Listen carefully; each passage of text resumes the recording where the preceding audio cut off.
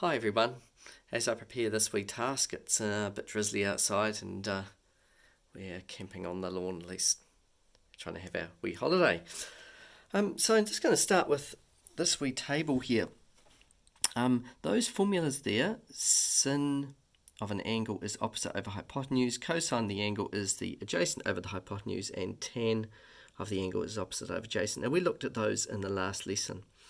What we're going to do, because it makes everything a whole lot easier here, is we're going to look at using these triangle facts today. And if you look at labelling them, the SOH goes in a clockwise direction from the bottom left. So S will give us the sin, then we go up to the O, then to the H. For the car, it's cos A and H, and tan O and A.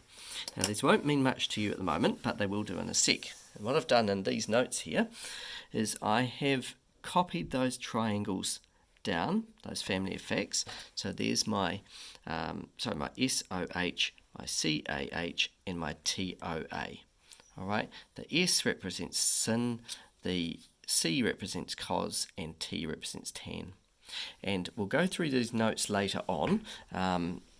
They won't make much sense but at the moment, so we'll just go straight to an example, and I'm just going to get my camera held over so nice and close to this, and let's go through it. Now this is actually example 2 from the last session, and last session we wrote down the formula that went with it, and first of all we determined the sides were H. We didn't bother about the O because we weren't trying to find it, and we found that that was the letter A. Now, we're going to do things just slightly differently, just because this method now will work for all of them. Now, because I'm working with sides A and H, I'm going to go up to this triangle up here. So if we go up to the top here, and look nice and closely, and we're looking for the side that we labelled A. So I'm going to cover up A, and what that does is it leaves me with the cosine of the angle beside the H. All right, so just remember that the cosine of the angle is beside the H. Now that's going to mean timesing in my problem. So cosine of the angle is beside the H when I'm trying to find A. Right, let's go back to the example. So when I am trying to find side A, I have cosine of the angle beside the H, and we determined that this beside means times.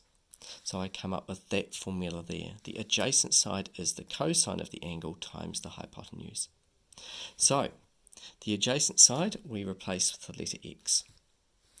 The cosine we just keep there. The angle is 35. And we're timesing it by the H side, which is 20. Now I'll just go and grab my calculator. There's my daughter's calculator. All right, so cosine 35 times the hypotenuse side is 20. Now some of you may need, if you've got a different calculator and it comes up with a bracket here, you will need to close the bracket before you type in times 20. Okay, some of you will have a calculator that does that. Okay, and I get my answer nicely in here is X equals 16.38 centimetres. Okay, so basically that's slightly less work than what we did the previous time we did this. We had a formula up here, cosine equals A over H to start with, but this gives us one line of less work. Going to do another example there, and we're just going to put this example up by these triangles so we can see it. So example 2. I've got this example here where I have an 8-metre tree and I'm trying to string a flying fox from it. I want the angle at the bottom to be 20 degrees so that I don't kill myself when I hit the ground.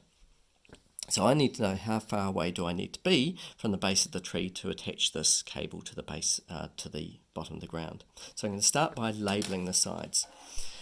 I have the opposite side, because it's opposite the angle. Should be a right angle in there. And that's the hypotenuse, but I'm not using it. Therefore, this must be the adjacent. So the two sides I'm working with here are O and A. And that one there is the O and the A. Now, if we go back to my example here, I'm trying to find the adjacent side here. So the formula I'm looking for is the adjacent side equals, and if I put my finger over the A without disturbing the camera, cover up the A, I'm left with the opposite side on top of tan of the angle. Now, when one is on top of the other, we're going to use division. All right. So the adjacent side is equal to O on the top of tan of my angle. Right. So we're going to fill in those numbers now. The adjacent side is called X. It's what we're looking for.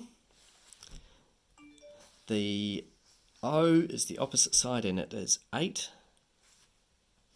And the angle is 20, so tan of 20.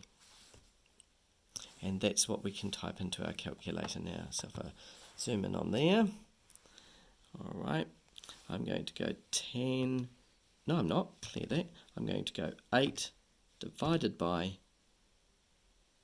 10 of 20 equals, and I get 21.97, or basically 22 metres. Oh, I may as well be accurate, 21.98.